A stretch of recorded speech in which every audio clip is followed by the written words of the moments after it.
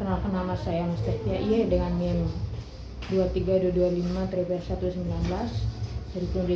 dari Prodi Pendidikan Sosiologi. Di sini saya akan memaparkan pandangan Auguste Comte terhadap sosiologi. Auguste Comte adalah seorang pemikir sosial Prancis yang dianggap sebagai bapak sosiologi modern. Berikut adalah pandangan Auguste Comte terhadap sosiologi. 1. Positivisme. Auguste Comte memperkenalkan konsep positivisme, yaitu pendekatan ilmiah dalam masyarakat. Dia percaya bahwa pengetahuan harus didasarkan pada fakta yang dapat diamati dan diukur. Kedua, tahap perkembangan. Comte mengemukakan bahwa masyarakat perkembangan melalui 3 tahap, yaitu tahap metafisis, tahap teologis, dan tahap positif. Tahap teologis tersebut, tahap ini ditandai oleh pemahaman manusia yang didasarkan pada keyakinan agama dan kepercayaan pada etnis supranatural. Pada tahap ini, manusia menjelaskan fenomena alam dan sosial melalui interpretasi religius atau mitologis.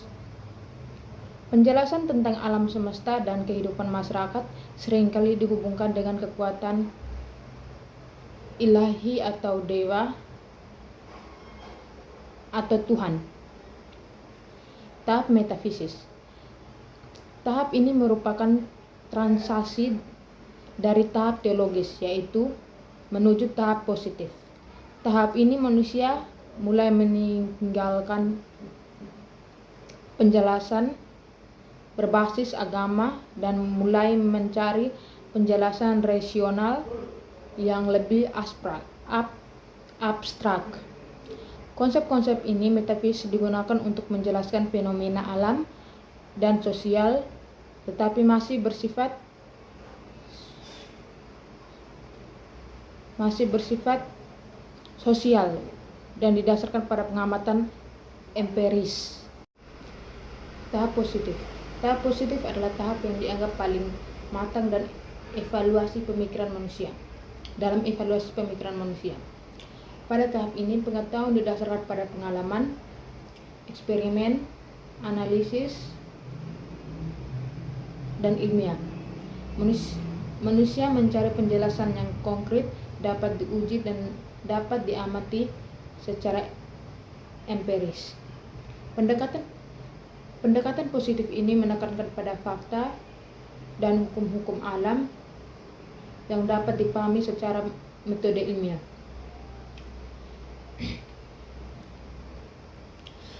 Comte meyakini bahwa tahap positif merupakan tahap yang paling maju dan rasional dalam memperkembangkan pengetahuan manusia. Dengan pendekatan positif, manusia dapat memahami dunia melalui observasi yang sistematis dan analisis yang logis, tanpa keterlibatan unsur supranatural atau spekulatif. Tahap positif ini juga menjadi dasar bagi perkembangan ilmu pengetahuan modern, termasuk sosiologi sebagai ilmu yang mempelajari masyarakat secara ilmiah. Yang ketiga, hukum tertinggi. Comte berpendapat bahwa sosiologi harus mencari hukum-hukum tertinggi yang mengatur perilaku manusia dan masyarakat. Hal ini mirip dengan hukum alam maupun ilmu fisika. 4. Organisasi sosial. Comte juga menekankan pentingnya struktur sosial dan organisasi masyarakat dalam menjaga keseimbangan dan keterlibatan sosial. 5. Peran sosiolog. Bagi Comte, sosiolog harus berperan sebagai ilmuwan sosial yang mengamati, menganalisis, dan memahami pola-pola sosial untuk meningkatkan kesejahteraan masyarakat. 6. Pentingnya statistik. Comte menekankan penggunaan data dan statistik dalam menganalisis fenomena sosial. Data empiris menjadi dasar utama dalam membangun pendekatan sosiologis. 7. Solidaritas sosial. Comte memperhatikan konsep solidaritas sosial, yaitu ikatan dan hubungan antar individu dalam suatu masyarakat. Solidaritas sosial dapat bersifat mekanik berdasarkan kesamaan atau organik berdasarkan perbedaan. 8. Pengaruh agama.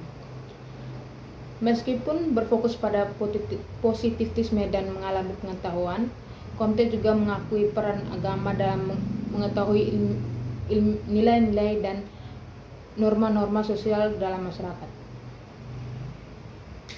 9. Pemikiran evolusioner. Comte melihat perkembangan masyarakat sebagai suatu evolusi yang mengikuti pola-pola tertentu, mirip dengan evolusi biologis. 10. Leggini. Pemikiran berikut landasan pentingnya bagi perkembangan sosiologi sebagai ilmu pengetahuan independen dan mempelajari masyarakat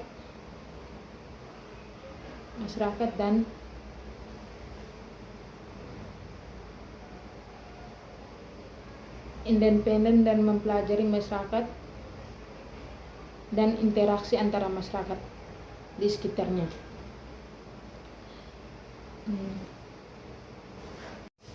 Pendirian sosiologi. Auguste Comte diakui sebagai pendirian sosiologi dan positivisme. Ia memberikan nama ilmu sosiologi dan membentuk subjek baru sosiologi tersebut secara sistematis. 12. Metode sosiologis. Comte mengembangkan metode ilmiah untuk mempelajari masyarakat. Ia menekankan pentingnya menggunakan bukti ilmiah untuk memahami penyebab perilaku manusia yaitu masyarakat tersebut. Organisasi sosiologi. Comte mengatur sosiologi menjadi ilmu yang terstruktur dengan teori-teori yang jelas dan metode-metode penelitian yang sistematis. 14. Kontribusi terhadap ilmu pengetahuan. Auguste Comte memberikan kontribusi besar terhadap filsafat sains dengan menciptakan sosiologi dan doktrin positivisme. 15. Pandangan sosial. Comte menekankan bahwa sudut pandangan manusia, terutama sudut pandang sosial, adalah satu-satunya yang benar-benar universal. Menurutnya, sosiologi memiliki peran penting dalam perkembangan pengetahuan. 16. Teori sosial. Comte memiliki pandangan yang berbeda tentang sosiologi dari zaman modern. Ia percaya bahwa sosiologi harus bertanggung jawab atas perkembangan pengetahuan dan memainkan peran kunci dalam memahami masyarakat.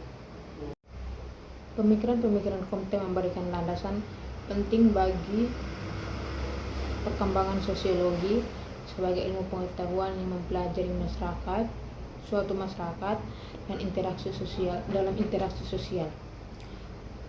Kontribusinya dalam membentuk metodologi dan konsep-konsep dasar sosiologi sangat berpengaruh dalam perkembangan ilmu sosial. Pandangan-pandangan ini mencerminkan kontribusi besar Auguste Comte dalam mengembangkan ilmu sosiologi dan filosofi sains secara umum. Baik, hanya ini saja yang saya bisa jelaskan tentang pandangan Agus terhadap sosiologi. Jika ada kesalahan dan penyampaian kata atau kurang-kurangnya penjelasan dari saya mohon maaf. Terima kasih.